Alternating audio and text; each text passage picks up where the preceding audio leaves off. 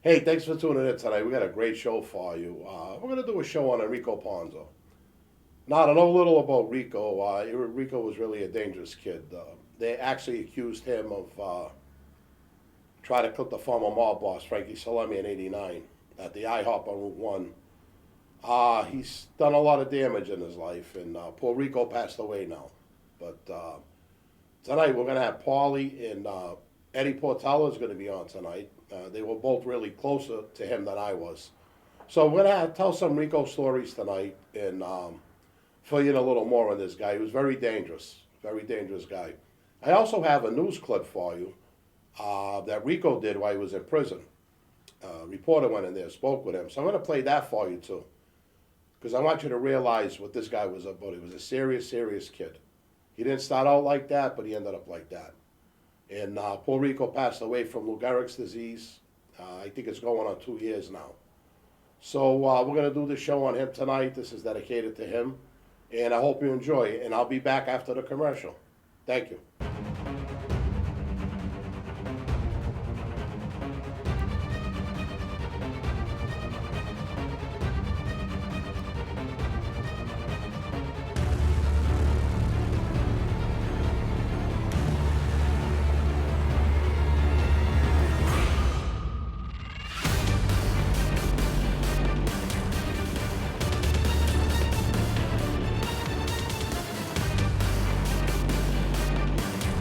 Mob associate wanted for attempted murder and racketeering goes on the lam, only to be found years later living in a small town in Idaho. But this story is not fiction. It's a reality that unfolded right in our own backyard. For years, Enrico Ponzo posed as Jay Shaw, a cattle rancher living near Marsing.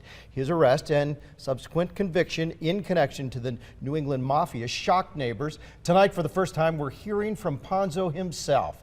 The night team's Bonnie Shelton is live at the Ada County Jail with an interview you'll see only here on 7. Bonnie.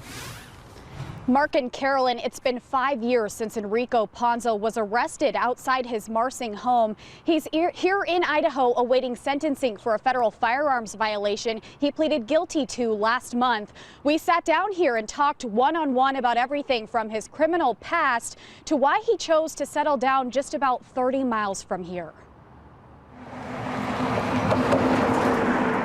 Marsing, Idaho, gateway to the Owyhees, nestled in the Snake River Valley. These are the views Enrico Ponzo enjoyed for more than a decade. And seeing the wine country and all that, it's just so beautiful, you know, the area.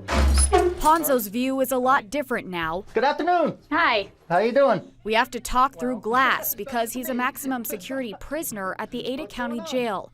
Ponzo's been incarcerated in several states for the last 5 years. Even in handcuffs, he can't help but smile when talking about Idaho. You know, I could have went anywhere in the country, basically, except the East Coast. And I chose Idaho because, you know, it's a great family environment and where I wanted to raise my children. But Ponzo, known to his Marsing neighbors as Jay Shaw, was harboring a huge secret.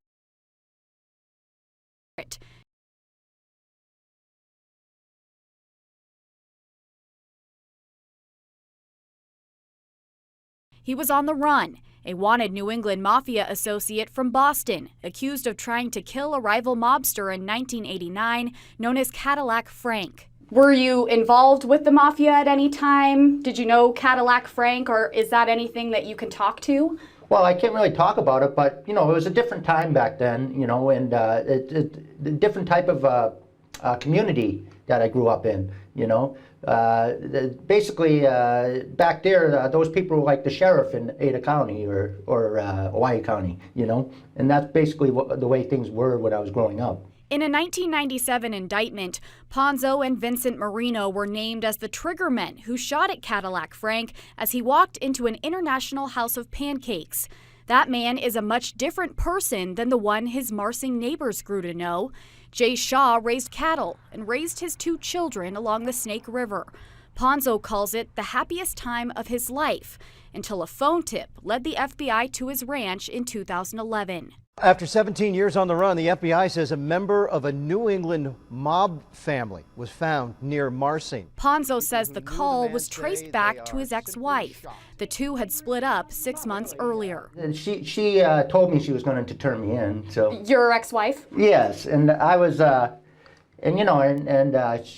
she basically said, you better run, and I said, well, I can't. I love my children, I can't leave my children. After 17 years on the run, Ponzo was arrested. His neighbors couldn't believe it. Well, he's going to have to pay for his crimes because those are choices that he made when he was younger, and he didn't have to do what he did. But as far as I'm concerned, I've got nothing bad to say about the man. These pictures show what authorities found when they searched Ponzo's Marsing home. 33 weapons, mostly assault rifles, an assortment of IDs from different states with different names, and piles of cash, hundreds of thousands of dollars. This is stuff I'm still going to court on, so I'd rather not really speak about it. But basically, I was Jay Shaw the whole time I was in Idaho. Enrico Ponzo was brought back to Massachusetts to face charges stemming from his association with the mob. Prosecutors argued during his trial in 2013 that he fled Boston almost 2 decades earlier to avoid prosecution. But Ponzo says he ran because the mob was after him. Why did you leave and flee? Oh, well, people trying to kill me.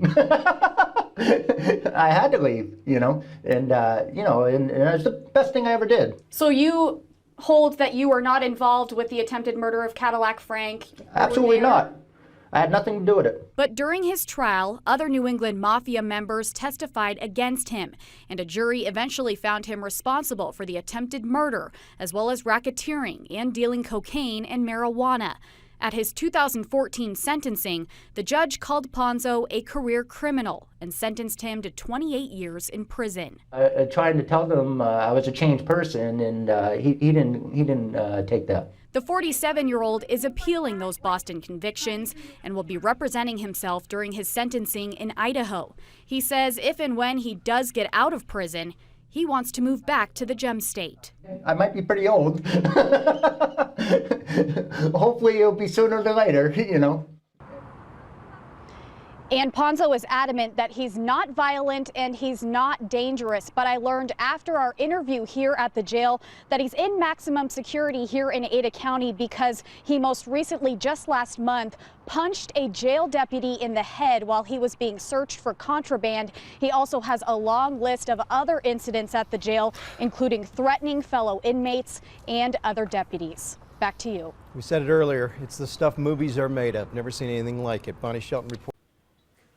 All right, thanks for coming back. We're going to have a great show, like I said. And I'm here with Eddie and Paulie. And we're going to talk about Rico Ponzo tonight. I mean, I got a lot of bad things to say about him, but I know you two guys know him well. Paul, you grew up with him. Yeah. So maybe you could start telling us about this guy. When he first moved to the North End from Swampscott, he was, real good kid. Mother and father separated. He had to go live with the father. The mother didn't want him. His mother was a jeweler. Oh. And, moving into the North End's a tough thing at, those teenage years. At that time, yeah. Everybody was picking on him, giving him beatings left and right. Yeah. And he didn't know how to fight the kid. And, pretty soon he started hanging around with me and Dante Valerisi. And I remember his first fist fight, he got into the fight with the Brunos, the twins. And it was the first time ever. He goes, I can't win, Paul. I can't win. I said, doesn't matter if you win. But go in there, you're going to fight him. And after he fought him and stood his ground, everybody started leaving him alone because they knew now he was going to throw punches back. He didn't, you know what I mean? Yeah, yeah. He was. So, Paulie, tell me, when did he start? I mean, listen, he's got a big history, this kid. He killed a lot of people, stabbed a lot of people. Yeah. This kid was a bad kid. When did the violence start with him? Pretty much after that first fist fight. Then me, him, and Dante, and Mike the Mooch, that was our little crew at the time. Yep. We turned Ponzo'S cellar into our little clubhouse after hours joint and started hanging out. And he started fighting back because he knew he had other friends now down the North End. Yeah. Especially, Dante was a berserker. I love you, Dante, but I'm sorry, let's call it what Dante, it is. Yeah. I love the Valerisis. And after that fight, the next time, I guess it was a bunch of yuppies moved in the neighborhood. And they were bothering a bunch of high school girls. these were like grown men. So Ponzo goes, Ed, they're bothering all the girls down there, Paul, what should I do? I said, I'm kind of tied up right now, I can't leave. He says, what should I do? I says, go down to the club, get the axe handle, walk up there. First guy opens his mouth, just club him in the head. He goes, really? I says, yeah. And he went down there, and he clubbed the guy who almost killed him. You know, and then after that, that's when everybody started violence getting. was really starting. That's when it started. Like he knew, like once he hurt one person, he saw the effect that it had on everybody. You How know? old was he at the time? Oh, 17? 17. Yeah, he was still in high school. And he was a lot more intelligent. Like people say he was stupid. But me personally, I know he had at least a 140 IQ. Wow. He used to read the dictionary every day. Every day, just kept reading the dictionary till he knew every word. And as for being a thief, he was just incredible. I think he went to Latin, and coming to downtown Crossing, there was Bob Smith's the gun store. There's a UPS truck outside. He drives by on his 10-speed bike, grabs a package off the top of the thing that's on the thing, goes home, opens it up. He got a brand new Smith & Wesson 9mm. I said, you are the luckiest bastard on earth. But he was great back then. He was a totally different person. The drugs really changed him. You know, made him not trust anybody around him and stuff like that. And you know, that was our crew. Like I said back then, we had our own little private ceremony. We had the bottle of tequila with the worm in it. We all cut our hands, put the blood in it, and we all drank it. And that was our vow to stick together. And that was your crew. That was the crew. Yeah. Now, when I came back in 1990, I already had a reputation on the street. And, you know, I started shaking guys down in the neighborhood. I'm not going to say names. They're all little kids, you know. But he showed up a few times with these guys when I called them to come over, come and see me, you know. And a few times I was with Mark Rignetta. And I told Mark, why does this guy keep coming? This is aggravating me. Yeah. Does he think he's going to protect somebody here? At that point, I wanted to get rid of him. Yeah. Because I knew he was only going to be a nuisance. And I don't want to say who he was with, but he was with that guy in the can, Yeah. which was influencing him at the time. Yeah. So Rico was running around with the Blur, our brother. Mm-hmm. You know, and Blur, if you're watching tonight, we're really sorry. Blur's daughter passed away, Right. Bobby Palio. Oh, wow. Yeah. The COVID. Blur's daughter passed away, and that's sad. With COVID, of all things, you know. But to get back on the story, yeah, he's running around with Blur. They're Yeah. doing the fireworks. They're doing this. They're doing that in the neighborhood. And I don't know. I just wanted him out of there. Yeah. See, that was way after, like, that's when me and him became enemies. Once he started going and visit those guys in the can, Yeah. they poisoned Well, you his want mind. to be a gangster. Well, they told him, you don't need me. He could be me. Why? Like, listen to me. You know what I mean? And Ponzo was always interested in being a leader. Yeah. Me, Dante, Mike, and him, there were no leaders. We just all, like, you used to be like, leader of what? Like, what do you lead it? It's the four of us. That's it. So one of us gets called in, the rest of us all show up. And they did call him in one time to the club on Salem Street. Me and Dante went right in there backing him up. And then they didn't want to talk to him because me and Dante were there. They were going to slap him around, but they changed their mind. I don't want to say the guy's names because he's out right now. I could probably imagine Yeah. who it is. You know? You know, see, when I got there, I'll tell you a story. You know, we opened up, my uncle ended up with Enrico's on Richmond Street. So we opened up there, and there was another kid, Mike Damash, I think, Yeah. hanging around with Rico. We came in the bar, something happened. My father was pissed off. My father pulls up to the bar in the limousine. Rico's walking down the street. He starts yelling at Rico. I'm like 6 feet away. I got a 22 in my pocket. I want to shoot this kid. And my father, you know, I kept looking at my father, you know, like, what do you want me to do? What do you want? Because I asked my father before I could do something to Rico. He told me, you know, he liked the kid, leave him alone. Yeah. He liked him because he was ballsy, you know. No, leave the kid alone. That'll start trouble. Leave him alone. You know, but that night I wanted to. Yeah. I wanted to shoot him that night. You know, I was drooling. You know, and my father just got back in the car, said, let her go. And, you know, I went back in the bar room. I just thought the kid thought he was too big for his britches. Yeah. You know? That's really what happened. They pumped him up to be more than, you know what I mean, what he really was. You know, but if anybody asked him for like something, he was great at doing scores. Like me, him, you know, about 20 years now, Dante, Ralph, like we're all pulling scores together. You know, Ralph was in a body cast coming on scores with us. Yeah. We actually robbed the office building above the winery, and this is before computers. We robbed all the IBM typewriters, and we actually had a state trooper on the score with us. Oh, wow. You know, Yeah. did the score with. I don't want to say his name, but you know, but he did the score with me, Dante Ponzo, Yeah. and he was part of the score and everything like that. And that's what we really like doing. We love breaking, you know what I mean, into places at night, taking care of the alarm systems and stuff like that. And once he started with the cocaine and stuff like that, there was like no stopping him. He was just fueled up and ready to go. Yeah, see, that ruined a lot of people. Yeah, I met Rico Ponzo through my brother, and when he met me, he's like looking through me, and you could tell in his eyes, Yeah, you know, he was a serious guy. yeah, And he wasn't a big guy. He was only about 5'8", 5'9", if Yeah. that. Yeah. But he, the stature didn't mean nothing. It was the way he looked at you. He looked through you, and Yeah.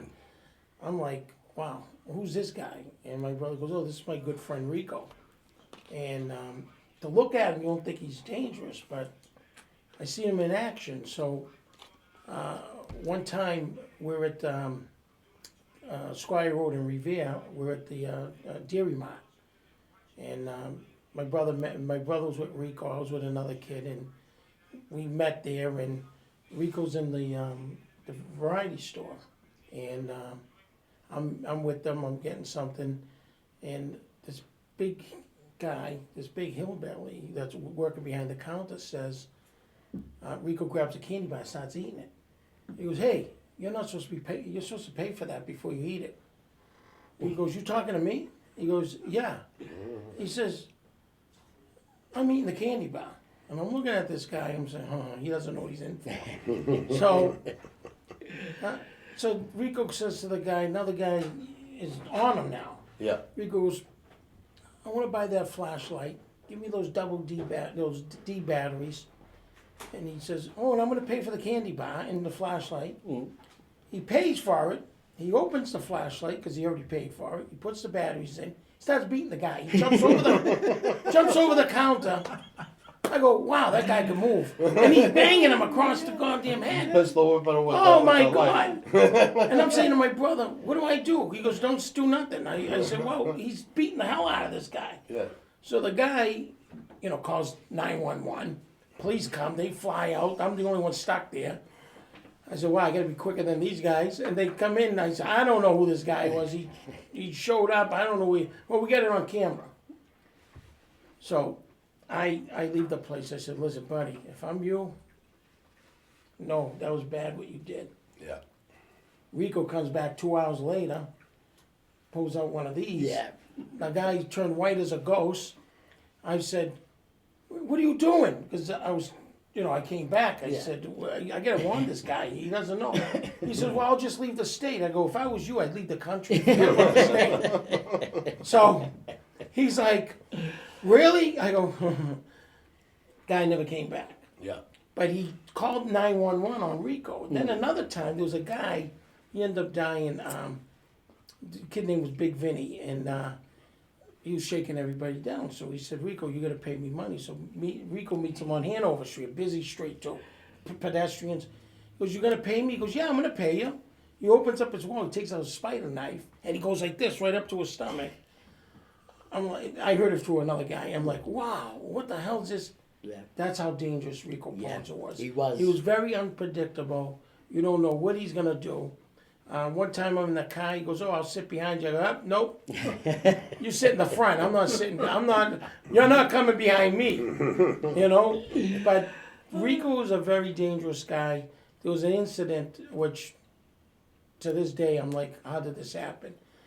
He calls me up, and when he calls you, you're saying, why? Why is he calling me? I said, how'd you get my number? He goes, your brother gave me it to me. I go, oh boy, I'm going to yell at him later. So he calls me up and he says, Eddie, your friend Steve knows this guy in Everett.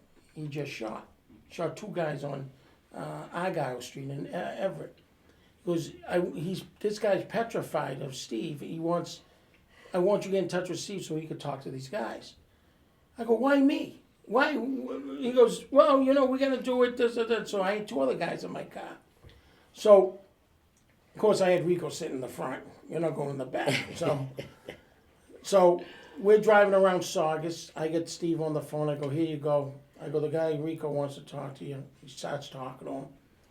We get pulled over by Saugus police. I'm like, uh-oh. So I said, well, there's only 4 of us. We're not doing nothing. There's no drugs. There's no guns. This is what I'm saying. Yeah. Rico has a 9mm in his. He goes, what are you talking? Here, I got one right here. He goes, this guy's not taking me alive. I go, where the fuck did you get that? He goes, well, he was on America's Most Wanted. Yeah. And I'm like, you're on America's Most Wanted and you're in my car? I said, oh. My heart, no wonder I had a heart attack later. My heart's pounding, right? I go, oh, how are we going to do this? So, Saugus cop pulls up and he says, license and registration. So I give him my license and registration. Next thing I know, another cruiser pulls up. I go, oh, this isn't good. So Rico says to me, Eddie, they're going to ask our names. You say my name is Tony Pronto, not then. He had to add the not then in. And the other 2 guys were with me, and they had to give their name because nobody had IDs but me. Yeah. So the cop says, I need IDs for all you guys in the car. They don't have any. So he goes, well, I want you I'm going to point to the guy in the front of the seat, and you're going to tell me what his name, and I'm going to ask. I go, Tony Pronto, not that. What's your name? Tony Pronto, not that. What's this guy's name? This guy. Everything checks out. But meanwhile, there's another cop on the other side of the window. I go, oh my God, this isn't good. So the Saugus cop says to me, do you want to know why we pulled you over? I go, you're the boss. I don't know why. He says, well, they said suspicious car in the area. I go, that's funny. I live in Saugus. Yeah. I'm from this area. He goes, yeah, we know, but we never see you up there. Oh, okay.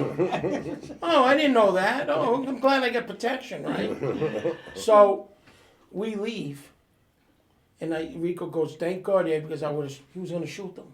Oh, yeah. I go, holy shit. I said, are you crazy? He goes, yep, they're not taking me alive. Yeah. Now, that scared me. I said, so the next day, I'm opening my variety store on Broadway Revere. 2 FBI agents show up, and they go, Portalla. They have a big picture of Rico Ponzo. You know who this guy is? I go, yeah, that's Rico Ponzo. Well, when's the last time you seen him? Oh, geez, I haven't seen him in a long time. He goes, how about last night? And they had a tape. And and I'm screaming at him. And he kept saying to me, remember, I still got the 9mm with me. I still got the 9mm. If it's not for your brother, I'm going to, you know what I want to do. I'm like, let me just drop this guy off, you know. I didn't want, he goes, bring me to Charleston. I go, no way. I'll drop you off where I picked you up in Malden. Call your friends. We didn't have Uber at the time. I would have called them an Uber. So I dropped him off, never saw him again. And then they said he was on the run for 16 years in Idaho. Yeah. So I was like, but the FBI said, you know, if he shot one of those cops, you were going to be an accessory to capital murder. Oh, yeah. Oh, yeah. But then they said, you know what, thinking about it, Portalla, you wouldn't be around to talk about it because he would have killed all of you in the car. Yeah. No witnesses. Yeah, he had that mentality. Yeah, Yeah, and I'm that's like, oh my God, I came so close to death with this guy, and it was just, he just jumped in my car, started talking. Didn't know he was a fugitive for the cocaine case on the Romano case. And next thing I know, he's on America's Most Wanted. And about 3 weeks to a month later, there he is on the TV. And they're saying, yeah, he was last seen with Gigi Portalla's brother. And I'm like, oh boy, I need all this out. I don't need this publicity. And they put an APB out on my Explorer. So everywhere I went, they were pulling me over. Yeah. So my friend opened up a restaurant in Everett on Main Street. Peter Garofalo, he unfortunately died, and he says, Eddie, I want you to come to my grand opening. So I bring one of my friends. They got the balloons, everybody there. All of a sudden, Peter's looking out the window. He sees guys looking in the windows. I parked my Explorer way down, so they're looking for me. Yeah. I'm saying, who are these guys? They come in. He goes, we're the good guys. I go, whoa, what's up? He goes, where is he? I said, who is? Rico Ponzo. They went in, they just spoiled the grand opening. He never invited me back to the restaurant. That was for sure. But this guy, everywhere he went, it was a problem. And I said to my brother, I said, Judge, I don't want this guy around me. He gets me nervous. Like you said, he don't trust nobody. No. You know, and like I was, you know, I met him through cousin Charlie too. I said, boy, what are you hanging with him? You know, like, but he was dangerous. Yeah. But if you looked at him, you would never thought he was like that. You know. I gotta tell you a story. So, I don't know, it might be like 1993 or whatever.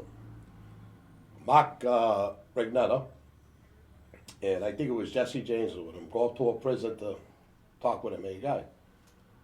So they come back, they bring me a message. I gotta be careful with the names I say here, I don't wanna get nobody in trouble. Yeah. And Mark Regnetta says to me, he said, Bobby, this guy's asking a favor, would you clip Rico? I was like all lit up. I was all Yeah, happy. you're happy. Oh, I was all happy.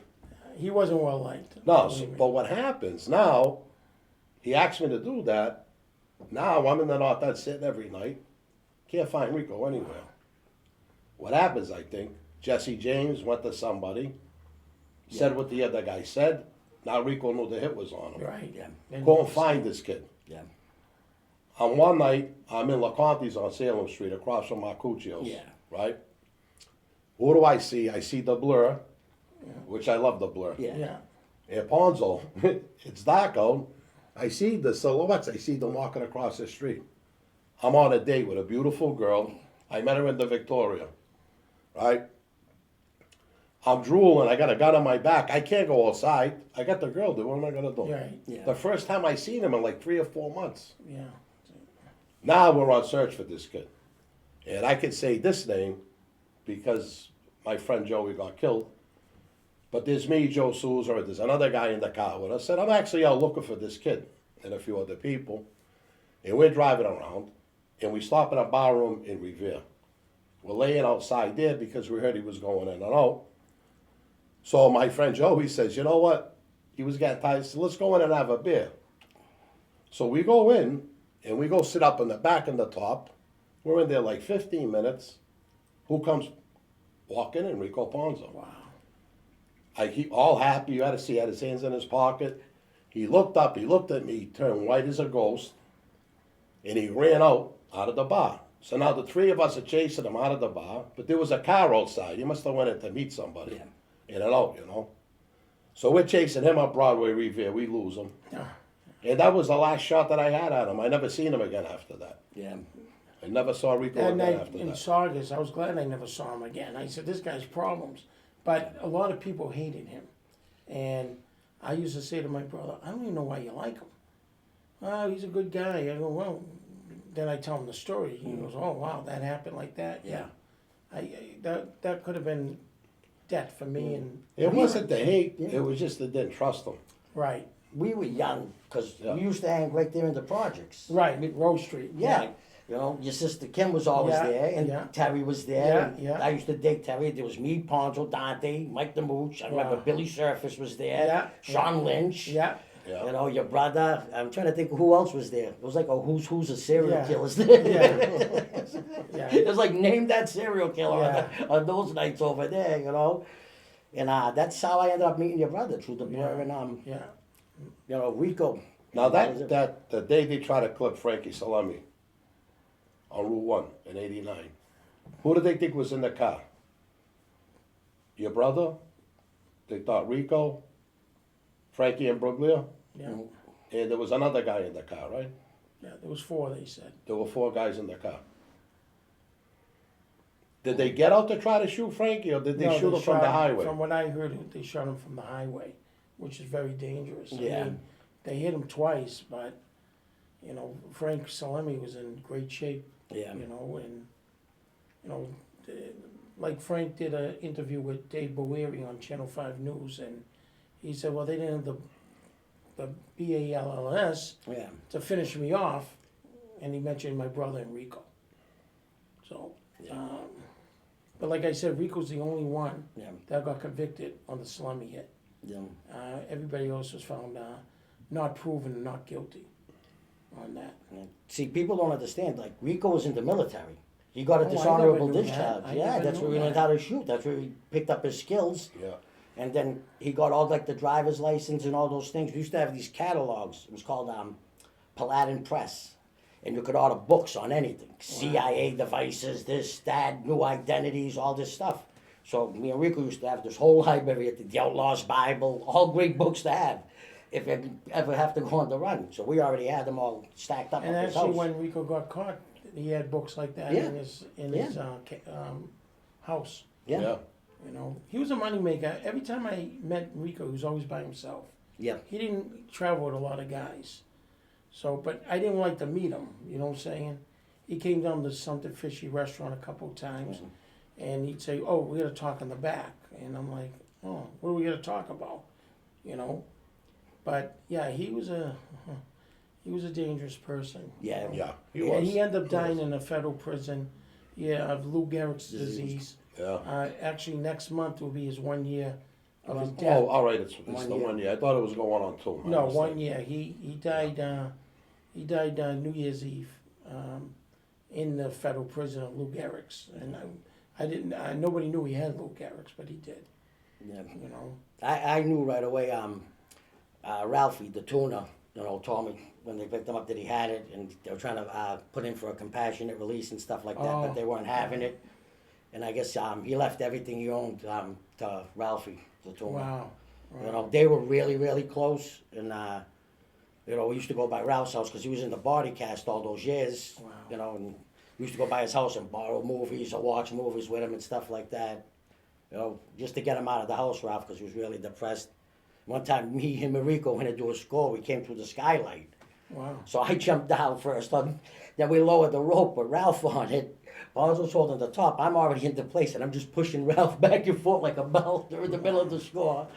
But, if he was your friend, he was with you all the way, Rico. And then it got to the point where so many people fed stories into his head, and the cocaine and the liquor fueling it, he lost it. He did. I mean, his best friend, Dante, another one, He was in the car with Rico one night. Dante's in the back seat. I figured who was driving, and he heard them talking. Dante thought something was wrong. He opened the door and jumped out while the car was moving. We were rolling down the highway. Well, that night Dante got shot on Richmond Street in front of my bar room. That was Rico's fault that night. Yeah. That was all over Rico. But I gotta say one thing about he took 3 in the chest. He kept coming, then he took 2 in the back that night. Who's that? Dante. Dante. I watched him run up the street like a rabbit. I couldn't catch him. Yeah. And with 5 slips, but he took the first 3 in the chest. Yeah, Then he I turned know. around, took 2 more in the back, and kept running. And then he jumped on Rico. Goes, Rico, I'm shot. And Yeah. Rico got him out of there. Yeah.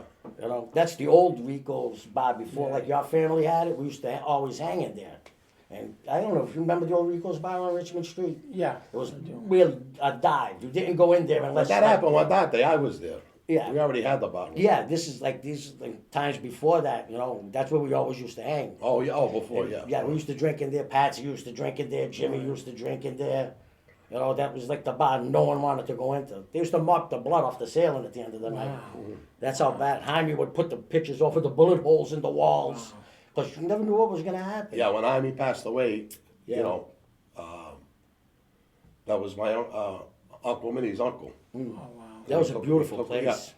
Well, after When- we did yeah, it. before after then, I it did, was it was all roach. oak. We It did was all all oak roaches bars, and the everything walls, in there. everything. Made the place beautiful. Yeah, it was Well, a dive. we were trying to get the yuppies in there. Yeah, He had it all blacked out. Windows, everything was painted black. yeah. Yeah. Because the only people that went in those bars, Yeah, nobody wanted to go in. no one wanted to go in there. That's Sister Kim. Actually, I get credited for it, but it was actually your Sister Kim who saved Michael Valerisi's life. Wow. When he got stabbed, the knife went in his arm up and down. Wow. It cut the artery. Frankie Figueredo got arrested, so stuffed the rag in it, took his belt off, tourniquet. I had the tourniquet. My mom picking this 16-year-old kid up. His older sister was like my childhood sweetheart, and I'm running down the streets, no taxis, no one would stop for him, covered in blood. And we just made it to the hospital, and I owe it to your sister. She never gets the credit for that, and the mother always thanks me. Yeah. But your sister is the one who really saved Michael Valerisi's life by taking me to the hospital. Yeah, that's how far things go back. You know? People don't realize how serious these Boston guys really were. What we went through up here. and how powerful at one time the Petrarca family was up here in Boston, in the Boston, Rhode Island area. Well, actually New England. But, you know, I'll keep bringing more and more of these stories to you. We'll tell a lot more about a lot of the other characters from the wars of the 90s up in Boston. And I hope you enjoyed this show. You know, glad you tuned in. And we'll be back soon. Thank you.